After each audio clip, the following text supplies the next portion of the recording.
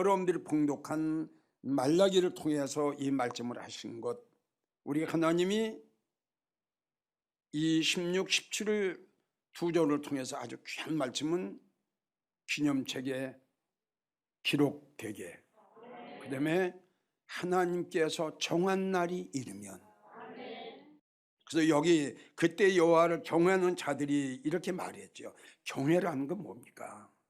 하나님을 최고로 높이는 겁니다. 주님을 최고로 사랑하는 겁니다. 예. 주님을 사랑하고 주님을 최고로 높이면 하나님께서 이렇게 해주시는데, 아무나 주님을 그렇게 사랑하고 하나님을 그렇게 높일 수 있나요? 아닙니다. 그건 아니에요. 정말 다시 한번 강조하지만, 정말 우리가 왜 하나님 앞에 특별 감사 예배를 드려야 하는가, 이 이유를 여러분들이 알아야 됩니다. 그 특별히 하나님 앞에 특별 감사 예배를 드려야 할 그 이유를 아는 성도는 특별 감사를 안 드릴 수가 없죠. 이유를 알았기 때문에. 성경에 이렇게 어떤 사람이 정말 하나님 앞에 특별 감사를 했는가, 그걸 쭉 보니까 많이 나오는데, 신약에 와서 한 사람을 소개하자면 바울입니다. 바울은 이렇게 고백했죠. 디모데전서 1장 12절을 보면, 내가 전에는 회방자였고 핍박자였고 포악자였지만, 그러나 지금은 주님의 은혜, 주님의 사랑, 주님의 믿음이 풍성하다, 이 고백을 했어요. 100번 1000번 주님 앞에 벌을 받아야 마땅할 바울이 주님을 알기 전에 얼마나 예수를 핍박했고, 예수 믿는 사람들을 얼마나 멸시하고 감옥에 집어넣는가, 이걸 본인이 한 거야. 야, 이랬던 내가 고린도전서 15장 10절을 보면, 내가 나된 것은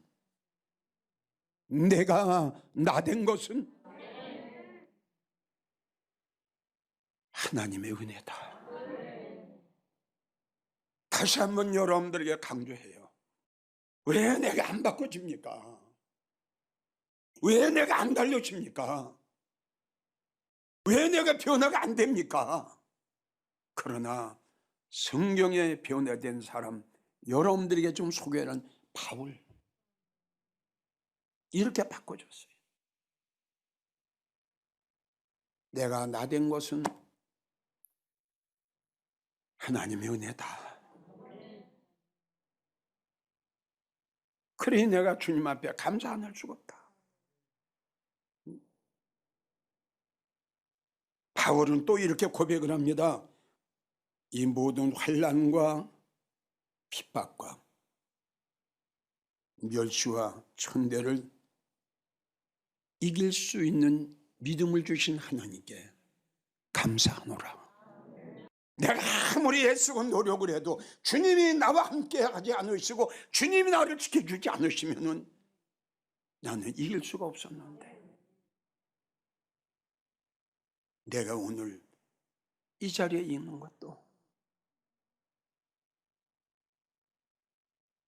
십자가를 떠나지 않고, 하나님을 떠나지 않고, 주님을 떠나지 않고, 힘들고 어려운 가운데 있어도 내가 십자가 붙잡고 하나님 의지하고 예수님 의지하고 하나님의 생명의 말씀을 붙잡고 지금 이 시간까지 힘들고 어려운 가운데서도 내가 다시 오실 주님을 기다리며 하늘의 소망으로 살아가며 영광의 소망으로 살아가며 주님이 계시는 그 영광의 보좌에 가기를 원하는 나의 믿음과 나의 모든 소망이 지금까지 내가 잊어버리지 않고 내가 포기하지 아니하고 내가 되돌아보지 아니하고 지금 이 시간까지 있는 이 모든 것을 이길 수 있는 그 모든 것 주님의 은혜다. 그러니 나는 주님 앞에 감사하지 않을 수가 없다. 사도행전 3장 9절을 보면 바울은 내가 이 엄청난 하나님의 사랑과 은혜와 축복을 받았는데 무엇으로 보답할까? 여러분 이렇게 생각해 본 적 있나요?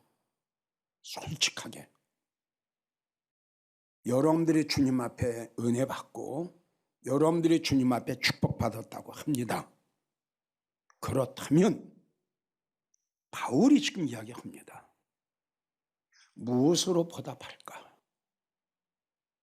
이 세상에 뭘 가지고 이 세상에 어떠한 것 가지고 이 놀라운 하나님의 이 놀라운 예수님의 그 사랑과 그 은혜 그 긍휼 그 용서 갚을 방법이 없어. 여기서 바울은 재물되자 내 생명 드리자. 성도 여러분 이게 은혜 받은 성도의 은혜를 깨달은 성도의 그 사랑과 은혜가 믿어지는 성도의 나는 여러분들에게 어떤 예물 가지고 물질 가지고 드리는 말을 설교하는 건 아닙니다. 예물도 재물도 믿음에서 나옵니다. 맞나요? 맞나요? 이 믿음은 어디서 나와요? 하나님의 주님의 놀라운 그 뜨거운 은혜를 깨닫고 느꼈을 때에 나도 모르게 뭐 드리지? 어떻게 보답해? 그래서 바울은 로마서 14장에 이렇게 이야기합니다. 내가 살아도 주를 위해서 살고 내가 죽어도 주님을 위해서 죽겠다. 사도행전 20장 24절을 보면 주 예수께 받은 사명 은혜의 복음을 증거하는 그 일에는 나의 생명을 조금 더 귀하게 여기지 않았다. 성도님들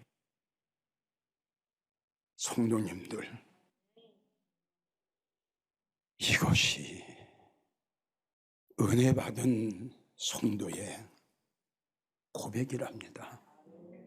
맞죠? 바울에게는 그 물질 예물이 문제가 아니라 재물이 됐어요. 난 이 말씀을 보고 옹고를 놓고 울었어요. 예수님, 나 아직 멀었네요. 너무너무 멀었네요. 예수님, 나도 바울처럼 하나님의 은혜를 깨닫고 바울처럼 하나님의 사랑을 깨닫고 나도 이렇게 살아가게 해주세요. 이런 믿음을 나에게 주세요. 설교는 그렇듯 되게 해놓고 이게 뭡니까? 내 모습을 바라보고 내 믿음을 바라보고 내 심령을 바라보고 내 생활을 바라보니 너무 거짓말을 많이 한 것 같아요. 너무 가증스럽고 위선적인 게 나에게 너무 많았던 것 같아요. 예수님, 나도 바울처럼 예물이 아니라 재물이 되게 해 주시옵소서. 사나 죽으나 주님 위해서 나도 죽을 수 있는 그러한 믿음을 주님 나에게 주시옵. 바울처럼 살기 원합니다. 바울의 사상을 주세요. 바울처럼 생활하기 원합니다. 우리가 바울처럼 살아가자고 해도요, 아무 소용없습니다. 딱 하나입니다. 바울이 이렇게 된 것은 딱 하나예요. 주님의 은혜를 깨달았어요. 이거 아니면 안 됩니다. 하나님이 우리에게 주신 축복, 왜 특별 감사를 해야 되는지, 너무 많고 너무 깊고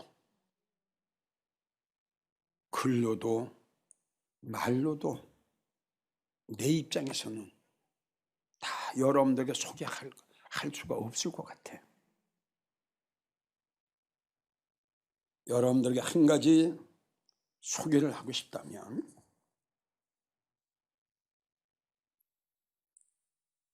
잠언 22장 17절을 보면, 너는 귀를 기울여 지혜 있는 자의 말씀을 들으라. 성경에는 여러 가지 말씀의 종류가 많은데 주님이 우리에게 부탁하신 말씀은 지혜의 말씀을 들어라, 이렇게 부탁을 하셨어요.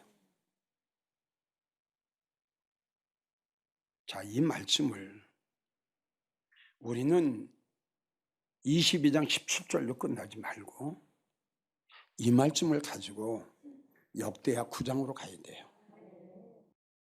왜 하나님이 지혜의 설교를 듣고 왜 하나님께서 여러분들에게 지혜의 말씀을 들으라고 말씀을 하셨느냐? 왜? 무엇 때문에? 많고 많은 말씀 중에 찾아봤더니 모든 말씀은 여기서부터 다 나와요. 여기서 다 나와요.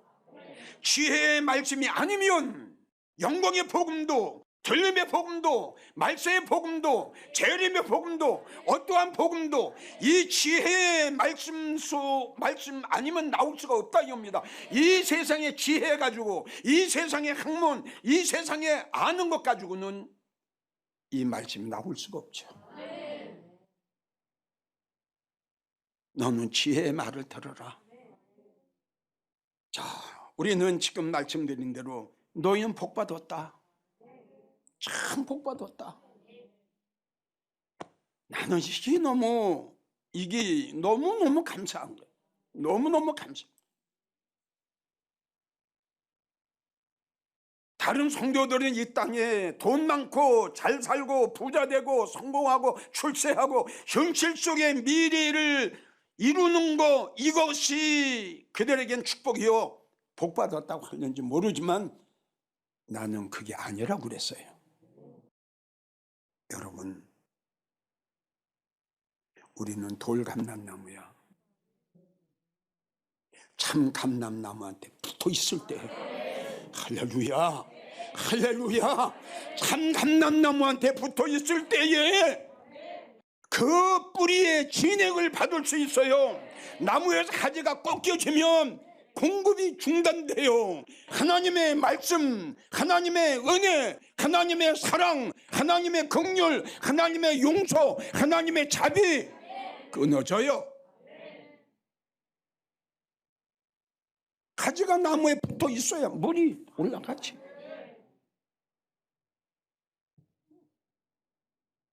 우린 돌감람나무요. 아무 쓸모없는 거예요. 참 감람나무한테 접붙임이 되니 이게 웬 은혜야? 이게 웬 축복이야? 응? 돌 같은 우리 인생이, 쓰레기 같은 우리 인생이 어떻게 참 감람나무의 진액을 받을 수 있으며 어떻게 이방 여인 룻과 같이 다윗의 족보에 올릴 수 있단 말입니까? 상상할 수 없는 거지요.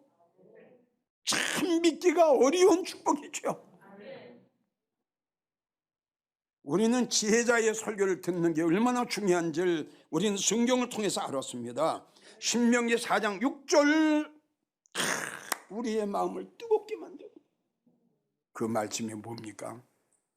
야, 큰 나라 사람은 정말 과연, 다 같이 따라합시다. 큰 나라 사람은 과연 지혜가 있구나. 하나님이 말씀하신 큰 나라, 영광의 나라, 영광의 나라. 왜요? 역대하 9장 말씀하셨죠. 네 복받았다. 왜 복받았어요? 하나님이 무조건 복받은 게 아니에요. 너는 지혜자의 설교를 들었기 때문에 언젠가는 들은 그 메시지, 언젠가는 그 만나, 언젠가는 그 말씀을 네가 잘 지키고 있으면 너도 언젠가는 큰 나라 사람이 된다. 또 주님 말씀하셨어요. 이사야 43장 4절을 보면 내가 너를 보배롭고 존귀하게 여기리라. 어떤 백성일까요? 지혜자의 설교를 듣는. 아멘. 얼마나 중요한지 모릅니다. 자, 특별 감사. 입으로만 해야 될까요? 시편 76편 11절 보면 너희는 마땅히, 당연히 네가 주님을 사랑한다면, 네가 주님을 경외한다면 그에게 예물을 드릴지어다. 이렇게 성경은 기록이 되어 있어요. 자, 여러분들 잘 들으세요. 예물은 얼마나 비싸냐, 얼마나 가격이 많이 나가냐, 이런 걸 가지고 주님은 귀한 예물이라고 말씀 안 하십니다. 주님이 원하시는 예물은 주님의 사랑과 주님의 은혜를 깨닫고 너무 감사해서 최선을 다해 정성껏 1,000원이 됐든 10,000원이 됐든 10만 원이 됐든 100만 원이 됐든 1,000만 원이 됐든 그가 준비한 과정을 보시는 하나님. 아멘 좀 보세요. 주님이 그 예물을 어떻게 준비했느냐, 어떤 환경 속에서 예물을 드렸느냐, 어떤 생활 속에서 드렸느냐, 이걸 보시는 하나님. 그래서 마가복음 12장 41절을 보면 아주 가난한 과부가 하나 나오죠. 예수님이 설교를 하고 다 헌금 시간에 헌금을 보니까 어떤 사람은 봉투가 두둑한 걸 드리고 어떤 사람은 작은 걸 드리는데 그 헌금을 드린 성도 하나를 딱 잡고 오늘 헌금 제일 많이 한 사람이 있다. 보니까 2렙더냐. 우리 하나님이 받으시는 예물은 아주 가난한 과부가 그 어려운 생활 속에서 드린 2렙돈. 이게 뭐냐? 마음을 다한 거. 드리고 싶은 거야. 드리고 싶은 거야. 이거예요. 억지로는 아니야. 우리가 마태복음 2장을 보면 동방박사가 나오죠. 3사람이에요. 세 사람이 준비한 게 다 틀립니다. 어떤 사람은 황금을 드렸고요. 어떤 사람은 유향, 어떤 사람은 몰약. 이건 뭐냐? 각자 그 성도의 환경과 생활 따라 똑같이 황금도 아니었고요. 똑같이 유향도 아니었어요. 어린 애기 예수님을 만나러 가는 동방의 사람도 빈손 들고 가지 않고, 성경을 봤더니 그들은 보배 합을 열어 그들이 가지고 있던 아주 아꼈던 것 같아요. 보배 합을 열었으니까 보배 합을 열어 각자 아기 예수님 앞에 예물을 드렸어. 성경을 보면 분명히 예물을 드렸어요. 바로 이겁니다. 자, 우리가 너무 잘 아시는 옥합을 깨뜨렸던 이 여인, 아주 비싸고 귀하다. 이 여인은 주님을 사랑했기 때문에 예물을 주님 앞에 드렸어요. 예수님이 3년 동안 사역하시면서 가장 기뻐하셨던, 가장 흡족하게 하셨던 사건이 이 사건. 저 여인은 나이가 좋은 일을 했다. 이 복음이 증거되는 곳에 저 여인의 행함도 함께 해라. 얼마나 좋으셨으면. 고린도후서 8장 1절을 보면 마게도냐 교회가 나와요. 그 내용은 이렇습니다. 마게도냐 교회 성도들, 하나님의 은혜가 감사해서 극한 가난 속에서도 하나님 앞에 드리는 헌금만큼은 풍성하게 드렸는데, 자기의 힘대로만 드린 것이 아니라 힘에 지나도록 드렸어요. 이게 특별 예물 아닙니까? 그렇죠? 이게 하나님 받으시는 특별 예물 아니에요?